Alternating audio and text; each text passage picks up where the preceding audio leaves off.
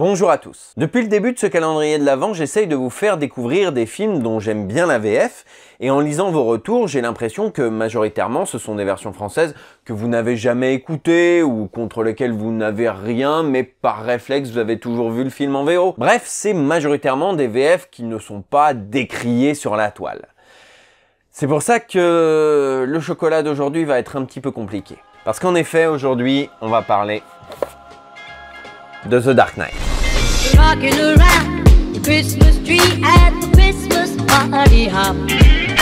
The Dark Knight, une VF décriée sur la toile, et je comprends pas pourquoi. The Dark Knight est donc un film de Christopher Nolan et une nouvelle itération du chevalier masqué, à savoir Batman. L'équipe de la version française du film est ouf. La direction artistique de la VF de The Dark Knight a été confiée à Jenny Gérard. La VF de The Dark Knight a été confiée à Jenny Gérard et il y a des gens qui gueulent dessus. Vous êtes cons. Bon bref, on en reparlera tout à l'heure. L'adaptation française, quant à elle, a été confiée à Marie-Christine Chevalier et Pierre Arçon, deux noms que vous avez déjà entendus dans ce calendrier de l'Avent. Alors, 3 bonnes raisons de regarder The Dark Knight en VF. Je vais commencer par revenir un peu sur la directrice artistique, Jenny Gérard. Si vous regardez par en VF, vous savez que Hervé Ikovic s'est octroyé le nom de roi de la VF. C'est Jenny Gérard, la reine de la VF. Jenny Gérard, je vais prendre Wikipédia parce que je peux pas tout vous citer de tête, mais elle a dirigé vos VF préférés. Elle a dirigé Conan le Barbare, Beetlejuice, Qui veut la peau de Roger Rabbit, Les Goonies, Police Academy, Ghostbusters, Retour vers le futur,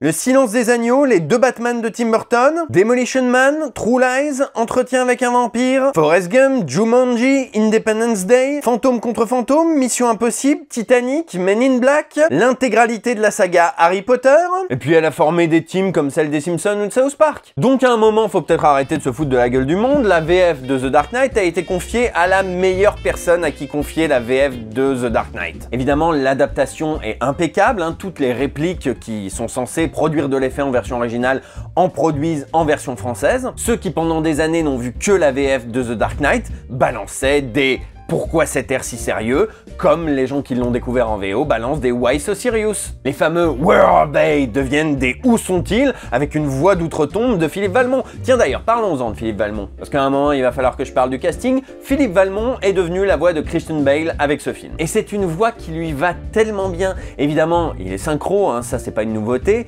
mais il a tous les trucs, tous les tics, il a parfaitement la démarche vocale de Christian Bale. Et tout comme en version originale, Christian Bale parle avec la voix de Batman de manière naturelle, c'est également le cas pour Philippe Valmont. Et alors voilà, on en arrive au 3e point, celui qui est tant décrié, le Joker. Bien sûr que Heath Ledger est complètement dingue dans ce rôle, bien sûr qu'il a eu un Oscar, et bien sûr que c'est son dernier rôle, ce qui renforce énormément son aura, mais dans la vie il faut pas être de mauvaise foi, hein. Le Joker est incroyable, doublé par Stéphane Ronchevski. Il est totalement dans l'esprit du perso, il est totalement dans sa démarche, totalement dans ses mimiques, il a totalement pigé ce qu'était le personnage et où est-ce que Heath Ledger l'emmenait. Évidemment, il y a aussi Constantin Papa sur Aaron Eckhart, qui est parfait, Benoît Alman sur Morgan Freeman, qui est tout aussi parfait, Maggie Gyllenhaal, Gary Oldman, enfin bref, c'est très réussi. Que ce soit la direction artistique, le cast ou l'adaptation, tout est réussi dans cette version française. Alors je vous en supplie, arrêtez de la démonter. Elle ne mérite clairement pas. Je pense que ce qui a joué en sa défaveur, c'est que certains éléments du film, des répliques, des extraits, etc.,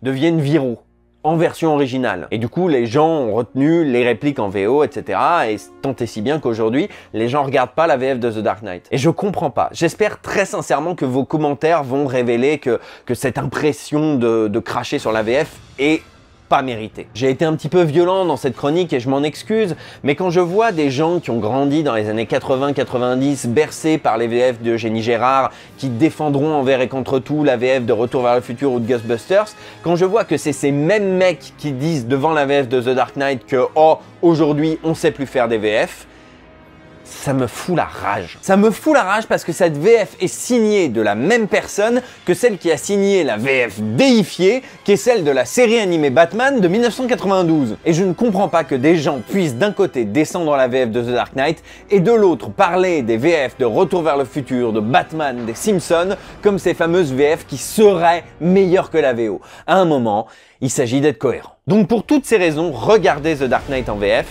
Je vous donne rendez-vous demain pour le 24 décembre, où là encore je vous parlerai d'une VF très réussie. À la prochaine!